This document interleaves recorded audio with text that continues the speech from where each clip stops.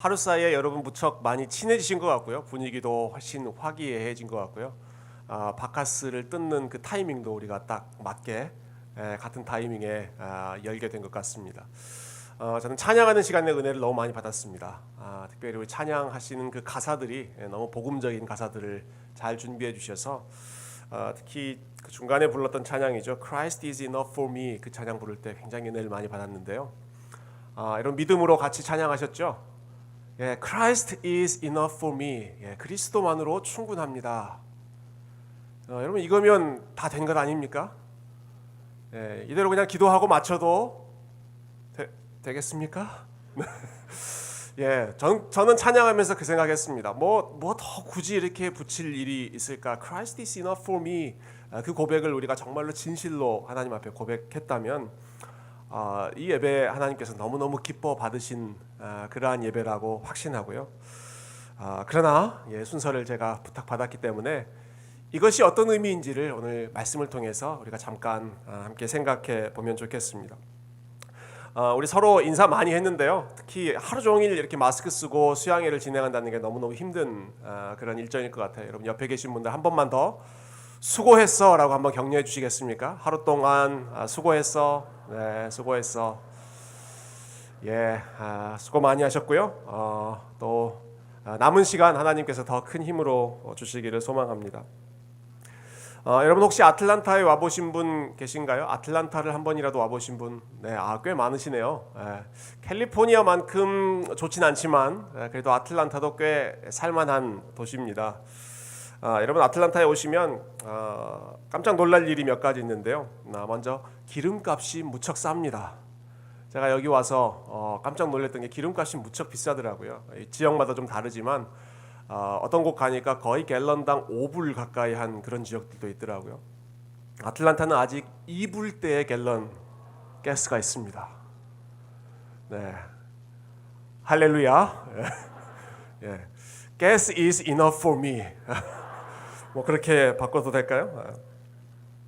여러분 가격이 아주 착하죠. 근데 또 한 가지 놀라운 것은요. 그 가스 스테이션 이름이 또 무척 착합니다. 무척 홀리합니다. 저희 교회에서 가장 가까운 주유소는 이름이 QT입니다. 그러면 얼마나 홀리한 이름입니까? QT, 주유소 이름이 QT입니다. 사실 그 뜻까지 quiet time이었으면 좋겠는데 그렇지 않고요. 그 약자는 이제 quick trip, 빨리 왔다가 기름도 넣고 이것저것 먹고 빨리 또 여행을 다시 떠나는 곳이 이제 quick trip, QT인데요. 요즘 저의 루틴은 이제 새벽 기도에 갔다가 이 QT 주유소에 가서 따끈따끈하게 막 나온 그 프레첼과 커피를 아침으로 먹고 그리고 하루를 이제 시작하는 것이 요즘 저의 루틴입니다. 근데 그 새벽 시간에 가면 QT 주유소에 저만 가는 것이 아니라 그 주변에 이렇게 웅성웅성 모여 있는 사람들이 있습니다. 보통 제가 한 6시 반쯤 거기를 가는데요. 거기 가면 이제 스페니쉬 우리 형제님들께서 멕시칸 분들이 한 곳에 모여 계시는데 왜 거기 계시는가? 그날 일당을 벌기 위해 그 자리에 모여 있는 분들이 거기 집합해 있습니다. 그래서 필요에 따라 어떤 사람은 잔디 깎는 일로, 어떤 사람은 컨트랙터를 돕는 일로 여기저기 이제 흩어지는 그 흩어짐을 위해서 집결하는 장소가 그 주유소 장소입니다. 여러분 이런 곳을 가리켜서 우리가 이 인력시장이라고 부르죠. 보통 새벽 인력시장이라고 부르는데요. 이렇게 레귤러 잡, 매일매일 본인이 하는 그러한 정기적인 잡이 없는 사람들이 하루 벌어 하루 생계를 책임지기 위해서 모인 곳이 이 새벽 인력시장입니다. 근데 이러한 새벽 인력시장은 지금 이 시대에만 있었던 것이 아니라 성경 시대에도 그러한 문화가 있었습니다. 그 인력시장에 나오는 사람들을 오늘 본문에서는 품꾼이라고 부르는데요. 성경에서 품꾼이라고 불리는 사람이 바로 이렇게 매일매일 하루 벌어 하루 생계를 책임지는 그런 사람들이었습니다. 참 흥미로운 기록이 있습니다. 당시에 품꾼의 소망은요, 종이 되는 것이었다라고 합니다. 여러분 이해가 되세요? 품꾼의 소망은 종이 되는 것이었다. 우리 생각에는 종이라고 하는 지위는 가장 그 사회에서 신분이 낮은 지위라고 우리 일반적으로 생각하잖아요. 그런데 품꾼의 소망은 종이 되는 것이었답니다. 왜 그랬는가? 종은 비록 자유는 없지만 주인에게 속해 있는 것이기 때문에 속해 있는 사람이기 때문에 매일매일 먹고 살고 잘 수 있는 그러한 생활의 조건이 보장되어 있었던 사람인 반면에 이 품꾼들은 어떤 사람들인가? 자유는 있습니다. 그런데 하루 벌어 하루 먹고 사는 것이 힘든 시기이기 때문에 특별히 지금처럼 뭐 소셜 웰페어가 잘 돼 있거나 뭐 unemployment payment가 잘 되거나 그런 시대가 아니기 때문에 그날 나가서 일을 하지 못하면 그날 굶을 수밖에 없는 그런 사람들이 품꾼이었던 것이죠. 그래서 하루하루 생활이 보장되어 있는 종들을 오히려 부러워했던 사람들이 이 품꾼과 같이 가장 열악한 위치에 있었던 사람들이다. 여러분 오늘 우리가 함께 읽은 본문은 예수님께서 하나님 나라가 어떤 곳인지를 설명하는 본문입니다. 오늘 우리가 불렀던 찬양 중에 제일 많이 나왔던 단어가 사실은 나라였습니다. 하나님 나라, 주의 나라, 광야에 임한 Your kingdom come, Your will be done. 우리 찬양 참 많이 불렀는데요. 자, 하나님 나라가 어떤 곳인지 예수님 설명하시면서 이 품꾼들의 이야기를 예로 들어 비유로 말씀하십니다. 우리 1절 말씀 한번 띄워주시겠어요? 1절 우리 시작하는 말씀 한번 같이 다시 읽어보십시다. 시작. 천국은 마치 품꾼을 얻어 포도원에 들여보내려고 이른 아침에 나간 집 주인과 같으니. 자, 여기서 제일 처음 나오는 단어가 천국이죠. 천국. 이 천국이라고 하는 말은 아시는 것처럼 여러분 한자어이고 우리말로 풀어본다면 하늘나라입니다. 여러분 천국이라고 하는 단어를 들으시면 또 하늘나라라고 하는 단어를 접하시면 어떤 이미지가 연상되십니까? 어떤 나라가 여러분 생각 가운데 그려지십니까? 우리가 일반적으로 천국이라고 하는 단어를 들으면 내가 지금 발붙여 살고 있는 이런 세상이 아니라 이 세상을 벗어나 어딘가에 있는 또 다른 초월적인 세상으로 생각하는 그런 경향이 많은 사람들에게 있습니다. 하늘나라라고 하는 그 표현 자체가 일종의 장소적인 개념을 전달하는 것이죠. 우리가 살고 있는 이곳은 땅의 나라이고 뭔가 하늘에 있는 저 너머에 있는 초월적인 그러한 나라를 꿈꾸는 것이 천국에 대해서 우리가 일반적으로 갖는 생각인데요. 저는 이 부분이 좀 많이 아쉽습니다. 우리 성경에 분명히 천국이라고 하는 표현이 있지만 이 천국이 어떤 의미인지를 좀 정확하게 우리가 이해하면서 앞으로 이제 말씀을 좀 읽고 여러분이 좀 이 천국을 사모할 때마다 또 천국을 생각할 때마다 이게 천국이구나라고 하는 것을 잘 이해하시면 좋겠는데요. 여러분 이 천국이라고 하는 단어는 성경 전체에 나오는 것이 아니라 마태복음에만 유독 많이 나오는 단어입니다. 이게 어떤 의미인지 조금 딱딱하지만 신학적인 설명을 여러분들하고 잠깐 나누고 싶습니다. 여러분 마태복음은 처음 그 복음서를 읽은 사람들이 이 복음서를 쓴 대상이 유대인들이었습니다. 이 천국이라고 한 단어가 다른 복음서에는 나오지 않고 다른 신약 성경에 나오지 않고 마태복음에 유독 많이 나온다라고 하는 것이 이 독자와 관련이 많이 있는데요. 자, 유대인들은 하나님을 너무 거룩하게 생각해서 오늘 문소원 목사님께서 설교 예배를 시작하시면서 그 시편 25편에 있는 역설을 말씀해 주셨죠. 오늘 우리 수양회 전체가 이 역설로 엮이는 것 같아요. 하나님은 우리에게 친밀한 분이신데 또 다른 한편으로는 하나님은 우리가 경외해야 하는 분, 거룩하신 분이죠. 유대인들은 친밀함에 대해서는 생각하지 않고 거룩함, 경외함에 대해서만 그들은 집착했습니다. 그래서 하나님이라고 하는 이름은 너무너무 거룩한 이름이어서 죄인인 인간이 감히 우리 입에 오르내려서는 안 되는 이름이라고 생각했습니다. 그래서 아마 우리가 오늘 불렀던 그런 찬양들을 유대인들이 그 당시에 유대인들이 봤다면 깜짝 놀랐을 것입니다. 우리가 마음껏 하나님의 이름을 선포하고 마음껏 하나님의 이름을 부르짖고 하는 것들을 보면서 너무너무 아마 깜짝 놀랐을 거라고 생각하는데요. 그래서 유대인들이 했던 방법은 원래는 하나님 나라라고 쓰여져야 하는 그러한 표현에 하나님이라고 하는 단어가 나오면 다 그것을 하늘이라고 하는 것으로 바꿨습니다.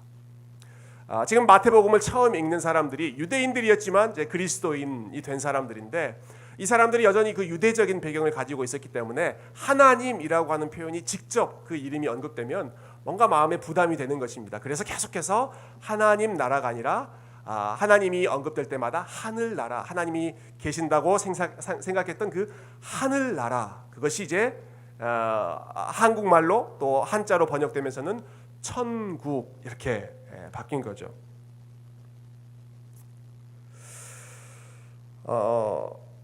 이렇게 바뀐 그런 상황은 우리가 충분히 이해할 수 있지만 참 아쉬운 것은 이것이 너무 고정화돼서 마치 천국은 우리가 살고 있는 이 땅은 아니라 뭔가 초월적인 곳이다라고 생각하는 그러한 고정관념이 참 아쉽습니다.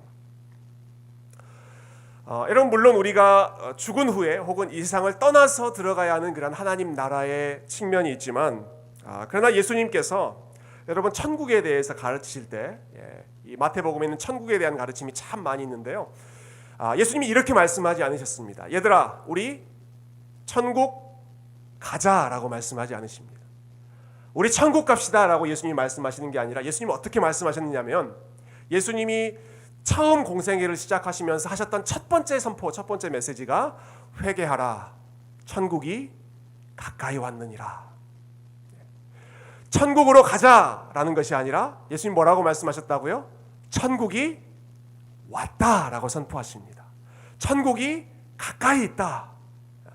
내가 너희와 함께 있는 바로 그곳이 하나님이 다스리시는 천국이다라고 선포하신 것이죠.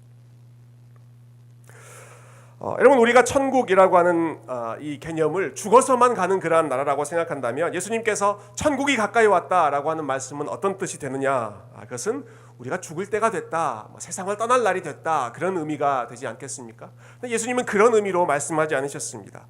천국이 가까이 왔다라는 말은 천국은 하나님 나라의 다른 표현이기 때문에 하나님 나라가 우리 가운데 임했다라는 선포입니다. 그러면 그 하나님의 나라는 어떤 나라인가? 그것은 어떠한 장소의 개념이 아니라 관계의 개념이죠.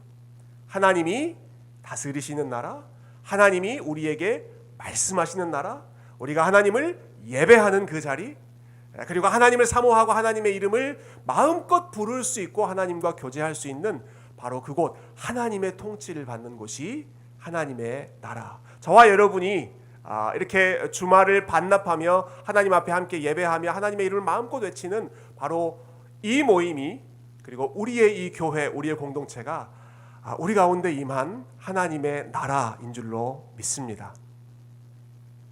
이 하나님의 나라가 어떤 나라인지 오늘 본문을 통해서, 비유를 통해서 한번 생각해 보면 좋겠는데요. 여러분, 오늘 비유는 참 재미있는 내용입니다. 이 비유에 보면 한 포도원 주인이 나오죠. 포도원 주인이 한 명 있습니다. 이 주인은 무척 바쁜 주인이었습니다. 자기 포도원에서 일할 사람을 찾느라 아침 일찍부터 그 인력 시장에 나가서 사람들을 찾아 나섰습니다. 제일 먼저 눈에 들어오는 사람들을 컨택했습니다. 그들과 계약을 맺고 그 당시에 한 사람이 하루 일하면 받는 임금이 데나리온이었기 때문에 내가 당신에게 한 데나리온을 줄 테니 내 밭에 가서 일합시다. 그래서 제일 일찍 나온 사람을 자기 밭으로 보내서 일하게 했습니다. 그런데 일할 사람이 부족했던지 이 포도원 주인이 다시 인력 시장에 또 나옵니다. 오늘 본문에 보면 제3시에 나왔다. 성경의 3시라고 하는 것은 우리 시간으로 하면 9시입니다. 제3시, 그러니까 오전 9시에 나오고 그때 서성거리고 있는 사람들을 자기 포도원으로 보내고, 근데 거기서 멈추지 않고 조금 있다가 또 6시, 12시에 나오고 9시, 3시에 나오고, 심지어는 오늘 본문에 보면 제11시에도 이 사람이 나왔다라고 말하죠. 제11시는 거기에 플러스 6을 하면 오후 5시가 됩니다. 오후 5시. 오후 5시가 되어도 이 주인은 그 인력시장에 나와서 혹시 일하지 않는 사람이 없는가 찾고 그 사람들을 자기 포도원 밭에 들여보냈다는 것입니다. 그 오후 5시까지 그곳에 서 있었던 사람들을 오늘 본문에 보면 그들이 장터에서 놀고 서 있었다 이렇게 표현하고 있는데요. 이 표현만 보면 마치 이 사람들은 일할 의지가 없는 아주 게으른 사람처럼 보이죠. 그러나 헬라어 단어 이 아르고스라고 한 단어는요, 그냥 게으르다는 지금 윤리적인 평가를 하려고 하는 것이 아니라 그저 일을 못하고 그곳에 서성이고 있었다 하는 그 상황을 묘사하기 위해서 사용된 단어입니다. 여러분, 왜 이 사람들, 그 마지막까지 남은 사람들은 그때까지 오후 5시가 될 때까지 일을 찾지 못하고 그곳에 서성이고 있었을까요? 아무런 일자리를 찾지 못하고 그곳에 계속 머물러야 됐을까요? 그들이 7절에서 자신들의 상황을 이렇게 이야기합니다. 7절 보시면 우리를 품꾼으로 쓰는 사람이 없습니다 라고 말합니다. 품꾼으로 불러주는 사람이 없어서 오후 5시가 될 때까지 그 새벽 인력시장에 남아 있었다라는 것입니다.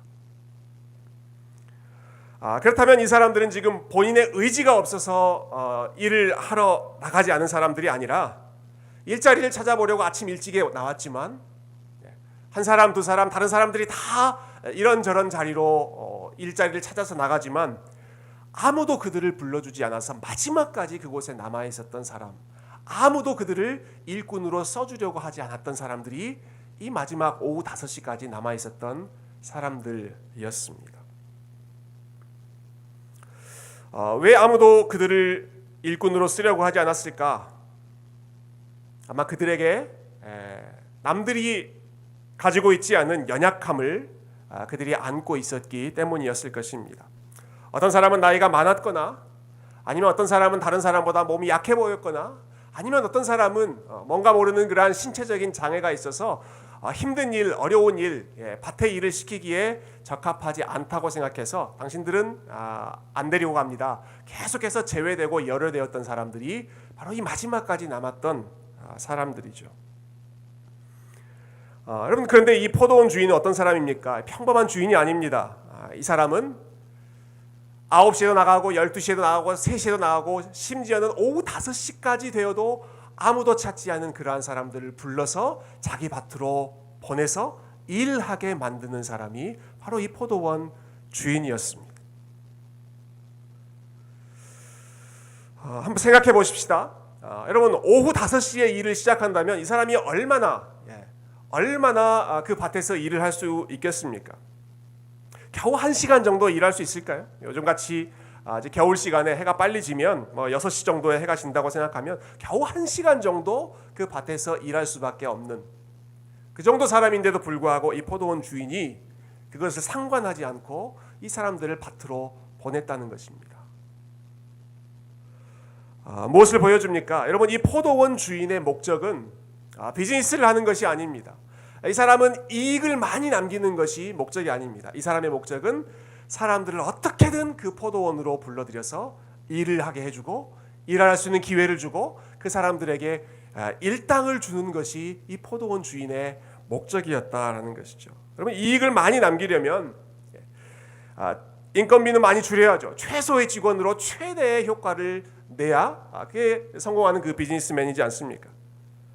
근데 이 사람은 그렇게 하지 않습니다. 수시로 나가서 일할 사람들을 찾고 어떻게든 한 명이라도 더 많이 일할 수 있도록 기회를 줍니다. 특히 남들이 뽑지 않은 일을 잘 못할 것 같아서 낙오되어 있는 그 마지막 사람들까지도 당신도 내 밭으로 가서 일하십시다. 내 밭으로 가서 일하십시다. 오후 5시지만 괜찮습니다. 가서 일하십시오. 계속해서 초대하고 계속해서 자기 밭으로 사람들을 부르는 그 사람이 오늘 본문에 나오는 포도원 주인입니다. 그리고 예수님께서 이렇게 말씀하시는 것입니다. 천국은 마치 이 포도원 주인과 같다. 천국은 어떤 장소가 아니라 인격적인 개념으로 말씀하시는 것이죠. 천국은, 하나님 나라는 바로 이 포도원 주인과 같다. 그 주인과 같다는 게 어떤 의미겠습니까? 아무도 불러주지 않아서 마지막까지 남아있는 그 품꾼들조차도 불러주시고 기회를 주시고 그들에게 일할 수 있는 여건을 마련해 주시는, 끝까지 포기하지 않고 초대하시고 또 초대하시고 심지어는 그 사람들을 부르기 위해 직접 나서시는 바로 이러한 인자한 주인, 은혜가 넘치는 주인이 바로 하나님 나라의 핵심이다라는 것을 말씀하시는 것이죠. 여러분, 여러분에게 이런 주인이 계시다. 여러분이 함께 일하는 보스 혹은 상관이 이러한 주인, 포도원 주인과 같은 마음이다 라고 하면 여러분, 이런 주인 밑에서는 좀 일해보고 싶은 마음 들지 않으십니까? 어떻게든 일을 더 많이 시키려고 하는 그런 주인이 아니라 마지막까지 일자리를 찾지 못함에도 불구하고 계속해서 불러주고 격려해주고 은혜를 베풀기를 기뻐하는 주인. 여러분, 이 주인이 우리 하나님 나라의 주인이신 우리 하나님이십니다. 이 주인의 특별함이 있습니다. 그것은 이렇게 마지막 사람들까지 불렀다는 정도가 아니라 하루 일을 마치고 이 품꾼들에게 일당을 줄 때 이 주인의 특별함이 더 분명하게 나타납니다. 자, 하루 일을 다 마치고 일당을 이제 나눠주는 때가 되었는데요. 맨 처음에 그날 일당을 받은 사람이 제일 마지막에 왔던 사람들입니다. 오후 5시에 왔던 사람들이 일당을 받는 타이밍이 됐습니다. 그 사람들이 얼마를 받았습니까? 오늘 본문에 보니까 그 사람들이 한 데나리온을 받았다라고 기록합니다. 한 데나리온은 어느 정도 가치라고요? 한 사람이 하루 열심히 일했을 때 받는 액수가 한 데나리온입니다. 그러니까 이 주인은 굉장히 넉넉한 마음이죠. 1시간 일했는데 그 사람에게 하루 일당을 줄 정도로 넉넉한 주인이었습니다. 그 사람들이 한 데나리온 받는 것을 보고 옆에 있는 사람들이 갑자기 분주해지기 시작했습니다. 아마 머리가 굉장히 빨리빨리 돌았을 것입니다. 그 사람보다 일찍 왔던 사람, 3시에 왔던 사람, 12시에 왔던 사람, 9시에 왔던 사람, 심지어는 제일 먼저 가장 일찍 그 보도원에 들어와서 일했던 사람들은 열심히 머릿속으로 계산했을 것입니다. 마지막에 나왔던 저 사람 1시간 일하고 일당 한 데나리온을 받았다면 나는 저 사람보다 몇 시간 더 일했으니까, 나는 저 사람보다 몇 시간 몇 배 더 일했으니까 이만큼 내가 받겠구나. 여러분, 그런 계산이 자연스럽게 이루어지지 않았겠어요? 그런데 각 사람에게 일당을 나눠주는데 그 일당을 받자마자 사람들의 얼굴이 어두워지기 시작했습니다. 왜냐하면 이 주인이 모든 일꾼들에게 똑같이 예외 없이 한 데나리온씩을 주었기 때문입니다. 점심때 온 사람도 아침 일찍 온 사람도 모두에게 똑같이 한 데나리온만을 주었습니다. 11절에 보니까 제일 먼저 나왔던, 일찍부터 일했던 사람, 아침 제일 먼저 나왔던 사람들이 이 주인을 원망하기 시작합니다. 아니, 저 사람들은 1시간 일하고 일당 하루를 받는데 우리는 하루 왼종일 아침부터 나와서 떼학볕 밑에서 이렇게 수고하며 일했는데 우리도 똑같이 한 데나리온만 주십니까? 이것은 공정하지 않습니다. It's not fair 라고 이 일꾼들이 말하기 시작합니다. It's not fair. 제가 집에서 저희 아이들에게 가장 많이 듣는 말 중에 하나입니다. It's not fair. 아이들을 키우면서 제가 많이 들었던 말이, 제일 많이 들었던 말, It's mine. 내 거야 라고 하는 그런 말과 계속해서 It's not fair. 오빠는 이렇게 했는데 나는 왜 이렇게, 형은 이렇게 했는데 왜 나는 이렇게 대접합니까? 라고 하는 그런 It's not fair, 공정하지 않다라고 하는 그런 불만을 굉장히 많이 들었는데요. 지금 이 사람들이 이 주인에게 그러한 불평을 터뜨리는 것이죠. 주인이 대답합니다. 친구여, 내가 당신과 처음에 계약을 맺을 때 한 데나리온을 주겠다고 약속하지 않았습니까? 내가 잘못한 것이 있습니까? 나는 당신에게 약속한 그 한 데나리온을 당신에게 줬습니다. 내가 저 다른 사람에게 더 풍성하게 넉넉하게 주는 선한 일을 했다고 해서 당신이 지금 나를 악하다고 비난하는 것입니까? 내가 당신에게 무슨 잘못을 했습니까? 나는 당신에게 약속한 것을 그대로 지키지 않았습니까? 이런 주인의 말로 오늘 그 비유가 끝나죠. 여러분, 이 비유의 내용을 들으셨습니다. 이 주인의 말 그리고 이 주인의 행동이 여러분 어떻게 들리십니까? 이 주인은 공정한 주인이라고 생각하십니까? 여러분이 만약 이 주인과 아니면 이 주인에게 지금 불평하고 있는 가장 먼저 와서 일하고 한 데나리온밖에 받지 못하는 것 때문에 원망하고 있는 이 사람들 둘 사이에서 여러분이 판결하신다면 어느 쪽 손을 들어주시겠습니까? 어느 쪽에 심정적으로 더 공감이 되십니까? 물론 주인이 계약대로 한 것은 맞지만 그래도 사람이 그러면 안 되지 하는 그런 마음이 좀 들지 않으세요? 아니, 그래도 더 많이 일한 사람에게, 더 수고한 사람에게 그에 합당한 보상을 해줘야지. 이렇게 하면 사람들 사기가 떨어져서 어떻게 하는가? It's not fair. 주인이 그렇게 공정하지 아는 것 같다. 아마 많은 분들이 이 주인 그리고 이 비유를 읽을 때 이 주인에게 불편한 마음을 가지실 것입니다. 여러분, 이 문제를 우리가 함께 풀어 나갔으면 좋겠는데요. 이 일꾼들의 마음에 왜 불평과 원망의 마음이 시작되었는지, 이 주인에 대한 그러한 원망의 마음이 시작되었는지를 우리가 한번 생각해 보십시다. 여러분, 이 사람들이 이 주인에 대해서 처음부터 이런 마음을 가지고 일을 했을까요? 여러분, 처음부터 이 사람들이 원망과 불평의 마음으로 일을 시작했을까요? 그렇지 않았을 것입니다. 이 사람들이 그날 아침에 처음 일찍 집을 나왔을 때 이 사람들의 바람은 그날 하루 일할 수 있는 자리를 찾는 것이었습니다. 그리고 고맙게도 포도원 주인이 그들을 픽해서 불러주어서 내 밭에 가서 일하십시오. 내가 당신들의 일당을 책임져 주겠습니다. 라고 말해주었죠. 아마 그 순간 이 사람들은 주인에게 무척 고마운 마음으로 하루를 시작했을 것입니다. 마지막에 일당을 받기 직전까지 하루 종일 일하면서도 그 일당을 받는 그 순간을 기대하면서 오늘 일당을 받으면 이것으로 먹을 것도 사고 우리 집에 필요한 것도 사고 혹은 자녀들을 키우는 사람들이라면 아빠들이었다면 우리 아이들이 좋아하는 군것질거리, 간식거리도 좀 사가지고 치킨 사가지고 들고 가야겠다. 아마 그러한 기대감으로 땀을 흘리면서 수고했겠죠. 그런데 그렇게 감사의 마음, 즐거운 마음으로 일했던 이 사람들의 마음이 언제부터 원망과 불평으로 바뀌었습니까? 여러분, 언제부터 이 사람들의 마음이 바뀝니까? 일당을 받는 바로 그 순간에 옆 사람이 일당을 받는 그 모습을 보고 그 일당과 내가 받은 일당을 비교하기 시작했을 때 바로 그때부터 이 사람들의 마음에 원망과 불평이 시작됩니다.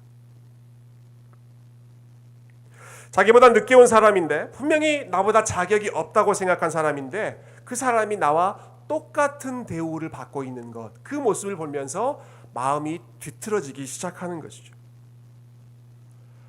즉 이 사람들에게 지금 문제는요, 문제의 발단은 주인과의 관계가 아니었습니다. 주인과의 관계에서 비틀어진 것이 아니라 옆에 있는 그 사람의 모습을 보면서 그 사람과의 비교를 통해서 그것이 고스란히 주인에 대한 불평과 원망으로 발전된 것입니다. 여러분, C.S. 루이스라고 하는 분을 잘 아시죠? 많이 들어보셨을 것입니다. 우리 기독교 신앙에 대해서 정말 아주 현대적인 감각으로 그리고 너무너무 재치 있게 아주 통찰력 있게 여러 가지 책도 쓰시고 말씀을 많이 하셨던 분인데요. 이분이 교만에 대해서, 프라이드에 대해서 참 기가 막히게 표현한 부분이 있어서 여러분들에게 좀 소개해드리고 싶습니다. 그 루이스의 인용문 보시면 프라이드를 이렇게 정의합니다. Pride is the pleasure of having more than the next person. 교만이라는 것이 무엇인가? 교만이라고 하는 것은 pleasure of having more. 내가 더 많이 가지고 있다는 기쁨인데 누구와 비교해서 더 많이 가지고 있다는 것일까요? Than the next person. 내 옆에 있는 사람보다 내가 더 많이 가지고 있다는 그 기쁨이 교만이다. 루이스는 이렇게 관찰했습니다. 저는 인간의 심리, 우리의 마음을 너무너무 정확하게 관찰한 포인트라고 생각합니다. 여러분, 교만은 내가 이 세상에서 최고다라고 하는 생각이 아닙니다. 예전에 가수 중에 21의 노래도 있었죠. 노래 제목 뭡니까? 내가 제일 잘 나가. 여러분, 교만은 내가 제일 잘 나간다는 것이 아닙니다. 교만은 내가 세상에서 제일 잘 나간다, 내가 제일 높다는 것이 교만이 아니라 루이스의 표현에 따르면 교만은 내 바로 옆 사람보다는 내가 잘 나간다라는 것입니다. 적어도 내 옆에 있는 이 사람보다는 내가 좀 더 낫다라는 것이죠. 저 사람보다는 내가 더 좋은 대접을 받을 자격이 있다. 이 마음이 사람의 마음속에 있는 교만이라는 것입니다. 이거 한번 뒤집어 볼까요? 교만이라고 하는 것이 내 바로 옆에 있는 사람보다 내가 더 낫다라는 생각이라면, 그럼 불만은 이거 뒤집어 보면 되죠. 불만은 내가 내 바로 옆에 있는 사람보다 못하다라고 하는 데서부터 시작되는 것이 불만과 불평입니다.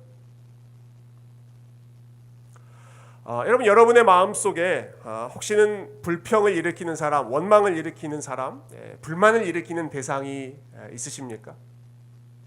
어떤 사람이 여러분의 마음을 이렇게 후벼 파십니까? 어떤 사람이 여러분의 마음을 불편하게 만듭니까? 빌 게이츠나 아마존을 창업했다는 제프 베이조스나 이런 사람들의 소식이 여러분의 마음을 불편하게 만듭니까? 최근에 그런 뉴스들도 있었죠. 제프 베이조스가 11분 동안 우주 여행을 하고 왔다. 그 11분간의 우주 여행 위해서 얼마나 많은 그 돈과 에너지를 투자했는지 모르겠습니다만은 그게 아주 떠들썩한 뉴스가 됐습니다. 여러분, 혹시 그 소식을 들으면서 괴로워하시는 분이 있습니까? 저 사람은 우주 여행도 하는데 나는 지금 이게 뭐냐? 여러분, 그런 것 때문에 마음이 불편하신 분이 계십니까? 아니실 겁니다. 우리 마음을 불편하게 하는 것은 멀리서 들려오는 소식이 아닙니다. 우리 마음을 불편하게 하는 것은 내 친구가 인스타그램에 올려놓은 사진이죠. 페이스북에 올려놓은 그 사진이 내 마음을 불편하게 합니다. 나는 지금 힘들게 지금 일하고 있는데 내 친구, 내 가까운 사람이 어딘가 좋은 곳에 가서 여행을 한다든지, 좋은 레스토랑에 가서 고급 음식을 먹는다든지, 아니면 좋은 직장에 취업을 했다든지, 아니면 그 사람이 내가 잘 아는 사람, 나랑 가까운 사람이 승진을 했다든지. 여러분, 우리 마음을 불편하게 하는 것은 그런 소식이죠. 내 옆에 있는 사람이 나보다 더 좋은 대우를 받고 있는 것에 대해서 우리는 불편해합니다.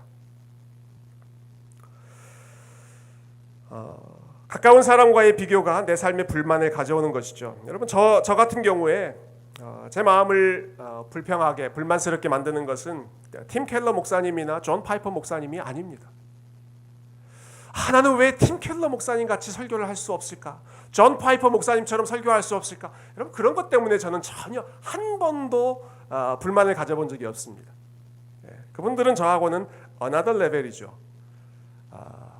저를 질투하게 만들고 저를 불편하게 만드는 것은 나하고 같이 신학을 공부했고, 나하고 비슷한 나이고, 나하고 비슷한 상황에서 목회를 하는데 저보다 한 발짝 앞서가는 사람, 나보다 좀 더 탁월하게 사역하는 사람, The next person, 내 옆에 있는 가까운 사람의 성공과 그 사람들이 좋은 대접을 받는 것이 우리의 마음을 불편하게 하지 않습니까? 여러분, 오늘 본문에 나오는 이 일꾼들의 마음이 그런 것입니다. 여러분, 주인은 이 사람들에게 잘못한 것이 없습니다. 주인은 그들에게 한 약속을 신실하게 지켰습니다. 그러나 옆에 있는 사람, 같이 일했던 동료가, 나보다 못하다고 생각했던 그 사람이 나와 똑같은 대우를 받는 것, 그것이 이들의 마음, 이들의 속을 뒤집었던 것입니다. 우리의 삶에서 불평이 시작되고 원망이 시작되는 때도 마찬가지죠. 여러분, 우리의 시선이 주인에게 집중하지 않고, 하나님에게 집중하지 않고 next person에게 우리의 시선, 우리의 생각이 옮겨가는 순간, 바로 그때가 우리의 마음이 불편해지고 원망과 불만이 시작되는 때입니다. 여러분, 하나님이 나에게 어떤 은혜를 베푸셨는가 하는 것이 아니라 하나님이 저 사람에게 어떤 은혜를 베푸셨는가, 혹은 하나님이 저 사람에게 어떤 선을 베푸시는가, 여러분, 그것을 바라볼 때 우리 마음이 뒤틀리는 것입니다. 하나님과 나의 관계가 아니라 나의 시선이 다른 쪽으로, 세상이든 특별히 나와 가장 가까이에 있는 어떤 사람, 그 사람과의 비교가 하나님과의 관계에서 내가 얻는 모든 복을 다 가리워버릴 정도로 그 은혜를 잠식해 버리는 것이죠. 그럼 이것이 사탄이 에덴 동산에서 썼던 작전입니다. 하나님께서 아담과 하와를 위해 베풀어 주신 은혜가 너무너무 많이 있음에도 불구하고, 하나님은 모든 것을 다 허락하고 딱 한 가지를 금하셨음에도 불구하고 사탄은 어떻게 합니까? 하나님이 그 모든 것을 다 먹지 못하게 하시더냐? 마치 하나님이 그렇게 인색한 분이신 것처럼, 좋은 것을 주지 않으시는 분인 것처럼 하나님에 대한 선하심을 왜곡해버리죠. 주인은 이 사람과의 약속을 지금 지켰고, 그들에게 필요한 것, 여러분, 이 사람들이 지금 일할 수 있는 것 자체도 주인이 그들을 불러주고 자기 밭에 보내주었기 때문에 이 일이 가능했던 것입니다. 그러나 감사하는 마음, 기쁜 마음으로 시작했던 그 마음이 순식간에 다른 곳으로 눈을 돌렸을 때 감사하는 마음은 온데간데 없이 사라지고 불만과 원망으로 가득 찼던 이 모습. 여러분, 저와 여러분의 마음과 그리고 저와 여러분의 시선이 지금 이 시간 우리가 함께 예배를 드리는 이 시간에 혹은 주변으로 혹은 세상으로 혹은 어떤 다른 사람에게 우리의 시선이 돌려져 있다면 그 시선이 다시 우리 주님께로 되돌려지고 우리의 눈이 하나님이 어떤 분이신지, 특별히 하나님께서 나에게 어떤 은혜를 베풀어 주셨는지를 저와 여러분이 함께 기억하고 우리 하나님께 집중할 수 있는 우리 사랑의 교회 귀한 청년부 지체들이 다 되시기를 주님의 이름으로 축원드립니다. 성령께서 우리의 눈, 우리의 마음을 오직 하나님께만, 다른 누군가가 아니라 하나님께 집중시켜 주시기를 원합니다. 오늘 본문의 비유를 읽을 때 우리 마음에 불편한 마음이 생기는 이유가 또 한 가지 있습니다. 비슷한 맥락입니다만은 우리가 이 주인을 향해서 이 주인은 unfair하다, 공정하지 못하다, 불의하다라고 생각하는 이유는 우리가 이 비유를 읽을 때 오후 5시에 가까스로 부름받은 사람의 입장에서 이 비유를 읽지 않고 마치 우리가 아침 일찍 제일 먼저 그 밭에 나가서 일했던 사람, 그 사람들의 입장에서 이 예수님의 비유를 바라보기 때문입니다. 나는 아침 일찍부터 나와서 수고했고 그렇기 때문에 나는 정당한 보상을 받을 권리가 있는데, 나는 그럴 자격이 있는데, 그런데 나보다 더 다른 사람을 더 높이 대우해주고 있는 이 주인의 결정이 이해가 되지 않고 마치 그 주인이 나를 정당하게 대우해주지 않은 것 같아서 서운하고 원망스러운 마음이 드는 것이죠. 여러분, 그러나 우리가 이 비유를, 그리고 이 주인의 모습을 오후 5시에 부름받은 사람의 입장에서 바라본다면 어떤 마음일까요? 여러분, 그 주인이 오후 5시에 부름받은 사람에게는 어떤 주인으로 비춰질까요? 하루 종일 기다려도 아무도 나를 불러주지 않았던, 그래서 오늘도 허탕이구나 하고 빈손으로 집에 돌아갈 수밖에 없는 바로 그 타이밍에 오후 5시에 내 이름을 불러주고 밭으로 불러주셔서 일을 할 수 있는 기회를 주시고, 근데 거기서 끝나지 않고 겨우 1시간 일했는데 하루 온종일 일한 것처럼 훨씬 더 넘치게 일당을 갚아주시는 그런 주인이라면 오후 5시에 부름받은 사람은 이 주인이 해주는 모든 것이 다 은혜로밖에 여겨지지 않았을 것입니다. 자기를 불러준 것도 은혜이고 자기가 했던 것보다 훨씬 더 넘치게 갚아주신 것도 하나님의 은혜, 주인의 은혜이고 모든 것이 다 은혜이기 때문에 감사할 것밖에 없었겠죠. 여러분, 이 비유를 통해서 예수님께서 제자들에게 가르쳐주고자 하셨던 것이 바로 이 마음입니다.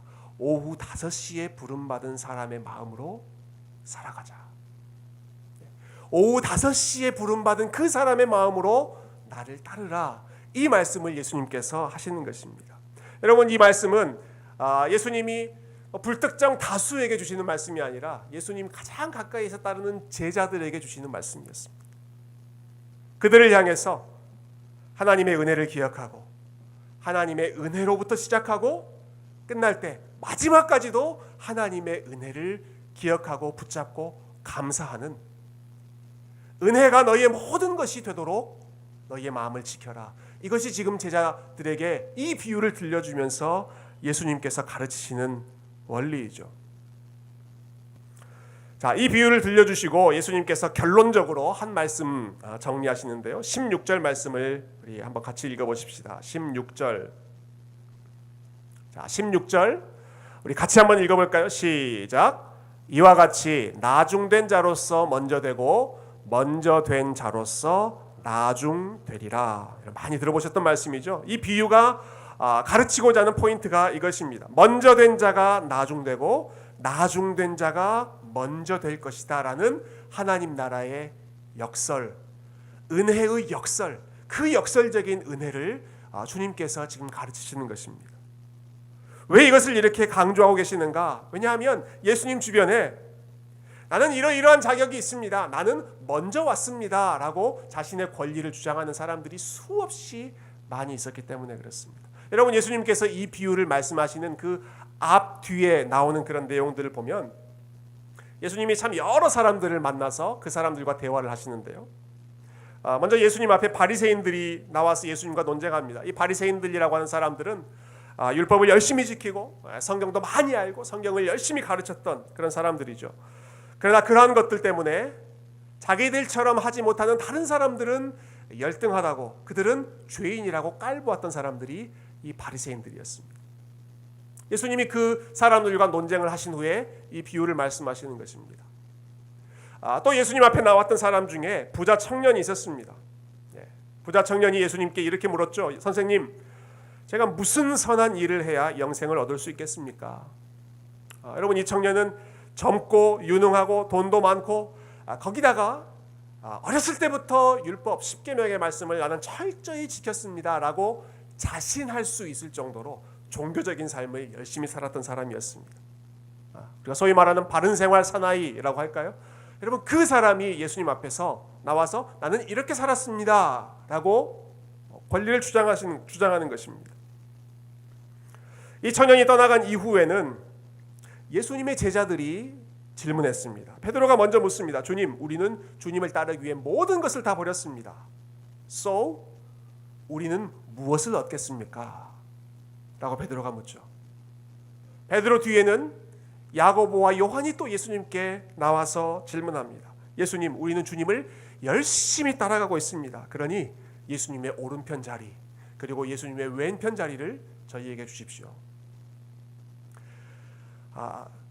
제가 방금 간단하게 설명드렸던 이 사람들이 예수님께서 지금 이 비유를 말씀하시기 전에 만났던 사람들입니다. 바리새인, 부자 청년, 그리고 예수님께 우리는 이렇게 열심히 주님을 따르고 있습니다. 우리가 무엇을 얻겠습니까? 라고 질문했던 그런 사람들이죠. 저마다 내세우는 자랑거리는 달랐지만 여러분, 공통점이 있습니다. 그들은 모두 다 나는 먼저 온 사람입니다 라는 생각을 하고 있었다는 것입니다. 나는 먼저 왔고 나는 이러이러한 일들을 지금 열심히 하고 있고 그렇기 때문에 나는 자격이 있는 사람입니다. 자신의 권리와 자신의 프리빌리지를 주장하고 있는 그 사람들을 이야기를 들으신 후에 여러분, 예수님께서 그들에게 주시는 답변이 오늘의 비유였던 것이죠. 그리고 오늘의 비유의 결론이 그들에게 주시는 예수님의 대답입니다. 먼저 된 자가 나중되고 나중된 자가 먼저 될 것이다. 아침 일찍부터 나와서 일했는데 1데나리온밖에 안 줬다고 불평하는 그러한 일꾼, 나는 먼저 왔습니다라고 하는 마음으로 나를 따르지 말고, 나는 한 것이 아무것도 없는데 비록 1시간밖에 일하지 않았음에도 불구하고 아무도 불러주지 않는 나를 불러주셨고, 그리고 나에게 넘치도록 은혜를 베풀어 주셨던 그 은혜에 감사하는 오후 5시의 일꾼의 마음으로, 그 겸손한 마음으로, 그 은혜에 감동받은 그 마음으로 주님을 따라오라고 초청하시는 것이죠. 처음부터 일찍 나왔던 일꾼들 역시 처음에는 그들이 포도원 주인에 대한 감사하는 마음으로 하루를 시작했지만, 그러나 그 불러주신 분에 대한 감사가 사라졌을 때 별것도 아닌 그들 자신의 자격을 내세우고 그들의 권리를 앞세우게 되었습니다. 주인과의 관계를 주목하는 것이 아니라, 주인과의 관계에서 내가 종이다라고 하는 사실을 기억하는 것이 아니라, 동료와의 관계 혹은 다른 사람과의 관계에서 본인의 위치나 본인의 권리나 비교나 불필요한 우월의식으로 자신의 마음, 하나님께서 주셨던 그 감사의 조건을 잃어버렸던 사람들이 바로 첫 번째 왔던, 먼저 왔다고 생각했던 그런 사람들이죠. 그런 사람들처럼 살지 말라는 것입니다. 오후 5시에 온 사람의 마음으로 살라는 것입니다. 나는 주인으로부터 과분한 은혜를 받았기 때문에 주신 모든 것에 감사하는 마음으로 살아가고, 그리고 한 걸음 더 나아가서 내가 그 주인으로부터 은혜를 받았다라는 사실을 알기 때문에 나처럼 은혜가 필요한 또 다른 사람, 본인들처럼 오후 5시가 되어도 아무도 불러주지 않아서 허탕을 칠 수밖에 없는 그런 사람들을 위해서 긍휼한 마음으로, 그들을 불쌍히 여기는 마음으로, 그들을 이해하고 그들을 사랑하는 마음으로 그들을 섬기면서 살아가는 것이 마지막 순간에 부름받은 일꾼들의 마음이지 않겠습니까? 여러분, 오늘 비유는 이 사람들이 하루의 일당을 받는 것으로 끝납니다만은 저는 그 다음 날 포도원의 모습이 어땠을까 좀 상상해 봤습니다. 오후 5시에 부름받았던 사람, 여러분 그 다음 날에도 오후 5시가 되어서 느지막하게 이 포도원에 들어가서 우리 주인은 오후 5시에 들어가도 하루 일당을 다 주더라. 여러분 그러한 여유로운 마음, 넉넉한 마음으로 포도원에 들어가서 일했을까요? 저는 그렇지 않았을 거라고 생각합니다. 이 주인의 이 넉넉한 마음을 알았던 이 사람들은 누구보다 먼저 와서 일하고, 어쩌면 일하는 가운데 9시가 되면 12시가 되면 3시가 되면 본인들이 처음에 있었던 그 인력시장에 나가서 혹시 그 포도원에 들어오지 못하는 사람이 있지는 않은지 찾아 나서서 한 사람이라도 더 포도원 안으로 들어오고 그 주인의 넉넉한 마음, 은혜를 경험하게 하려고 애쓰는 부지런한 종으로, 부지런한 일꾼으로 살았을 것입니다. 왜냐하면 그 사람들은 주인의 은혜를 진정으로 맛본 사람들이기 때문에, 주인의 마음이 어떤 마음인지를 알았기 때문에, 우리 주인은 넉넉한 은혜로운 분이구나, 게으르게 살아도 되겠구나 라는 쪽으로 나가는 것이 아니라 주인의 마음을 알면 알수록 더 성실하게, 더 열심히, 더 헌신적인 마음으로 그 주인을 기쁘게 하고자 하는 그 열정으로 살아가는 것이 마지막 순간에 부름받았던 은혜를 아는 일꾼들의 마음이죠. 주인의 마음이 어떠한지를 그들이 알았기 때문입니다.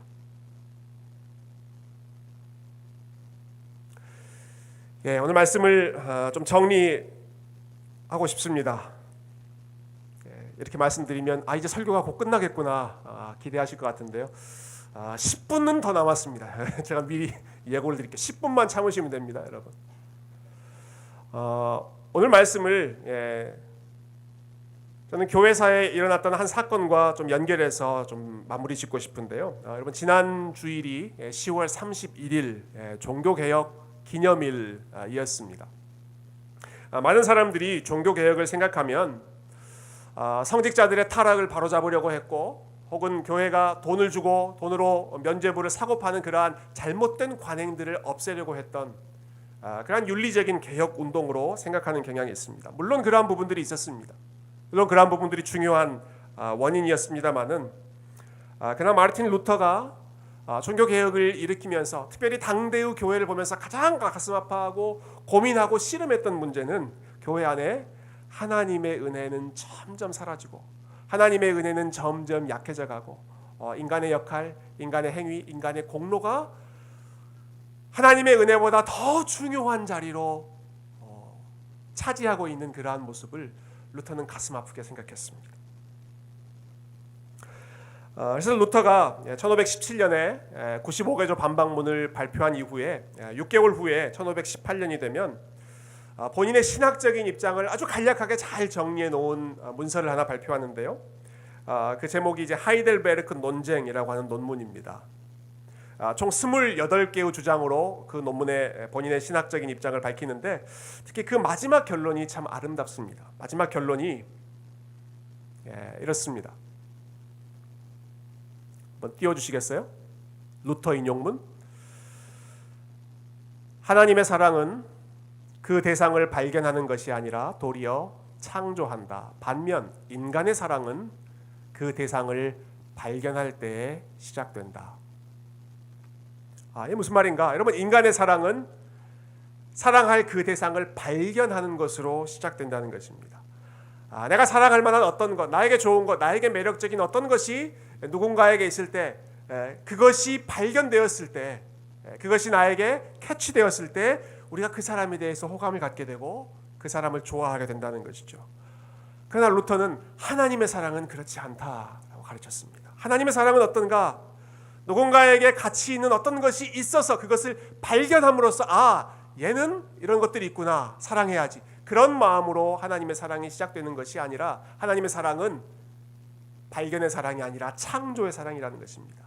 아무리 눈 씻고 찾아봐도 사랑할 만한 것이 없음에도 불구하고 그 사람 안에 있는 것을 평가한다면 허물, 죄, 연약함, 도저히 하나님께서 사랑할 만한 가치가 없음에도 불구하고 그러나 하나님은 어떻게 하시는가? 주권적으로 그 사람을 선택하시고 그 사람을 하나님의 사랑의 대상으로 창조해내신다라는 것입니다. 아무것도 없지만 하나님의 은혜로 사랑의 대상을 창조해내시는 것이죠. 그래서 루터가 마지막으로 이렇게 덧붙입니다. 우리는 매력적이기 때문에 사랑을 받는 것이 아니라 사랑을 받았기 때문에 매력적이다. 우리는 매력적이기 때문에 하나님의 사랑을 받는 것이 아니라 하나님의 사랑을 받았기 때문에 매력적인 존재가 된다라는 것이죠. 이것은 루터가 새로 만든 주장이 아닙니다. 이것은 루터가 로마서 말씀을 묵상하면서 깨달았던 것입니다. 특별히 로마서 5장 말씀을 루터 나름대로 패러프레이즈한 것이죠. 로마서 5장에 보면 바울이 하나님께서 우리를 사랑하시는데 언제 사랑하셨는가? 그 사랑을 언제 시작하셨는가? 시점을 말하지 않습니까? 세 가지 타이밍을 이야기하죠. 먼저는 우리가 연약할 때 하나님이 우리를 먼저 사랑하셨고, 우리가 죄인이었을 때 하나님이 우리를 사랑하셨고, 우리가 심지어는 하나님의 원수 되었을 때 하나님께서 우리를 사랑하셨다. 어떤 사람은 이것을 두 가지의 사랑으로 구분해서 설명하기도 합니다. 한편에는 because of a love, 무엇 때문에 이루어지는 사랑이 있고, 다른 한편에서는 in spite of love, 무엇임에도 불구하고 사랑하시는 것, 이 두 가지의 사랑으로 비교하죠.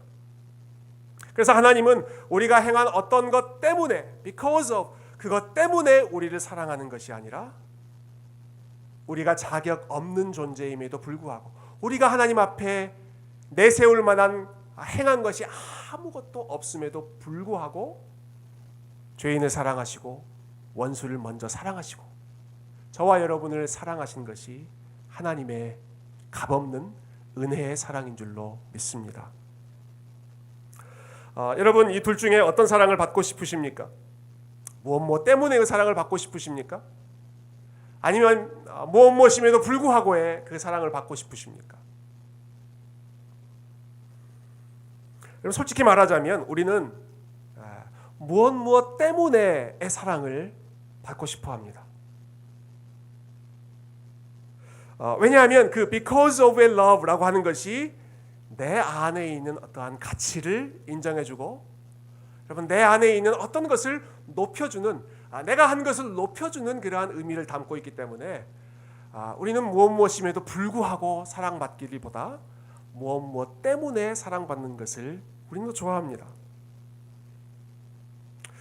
내가 한 일 혹은 내가 능력으로 이룬 일에 근거해서 인정받고 싶은 욕구가 있는 것이죠. 여러분, 만일 어떤 분이 오늘 저에게 오셔서 목사님, 오늘 설교가 참 좋았습니다, 귀한 말씀 전해주셔서 감사합니다 라고 피드백을 주신다면 제 마음이 어떨까요?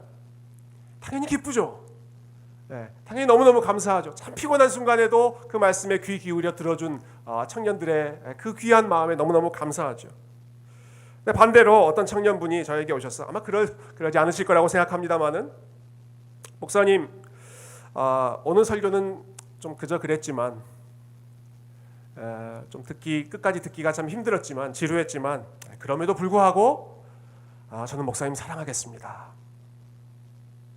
그럼 이렇게 말씀하는 청년이 있다면 제가 어떻게 반응할까요? 야, 사랑교회 청년분은 정말 대단하구나. 그럼에도 불구하고의 사랑을, 참 하나님의 마음을 이렇게 실천하는구나 라고 감탄하는 것이 아니라, 아마 겉으로는 아무렇지도 않은 척 고맙다고 말하겠지만 마음에 적지 않은 데미지를 입을 것입니다. 여러분, 우리가 한 어떤 일에 근거해서 인정받고 싶은 마음이 무척 큽니다. 여러분, 그래서 여러분, 우리끼리는 서로를 격려하고 서로를 인정하고 서로를 높여주는 일을 열심히 해야 합니다. 우리끼리는 그렇게 해야 합니다. 마치 포도원 주인이 오후 5시에 들어와서 별로 한 일이 없는 그 사람임에도 불구하고 그 사람을 격려해주고 칭찬해주고 인정해주었던 것처럼, 우리 안에는 그 은혜의 마음으로 서로를 바라보고 서로가 한 작은 일에도 고마운 마음을 표현하고 격려하고, 야, 너 때문에 너무너무 행복하다, 너 때문에 너무너무 고맙다. 힘이 난다. 여러분 의도적으로라도 그렇게 이야기하고 격려해 주는 것이 은혜 받은 자의 삶에서 나타나는 지혜로운 말과 지혜로운 행동입니다. 그러나 하나님과의 관계에서는 그렇지 않습니다.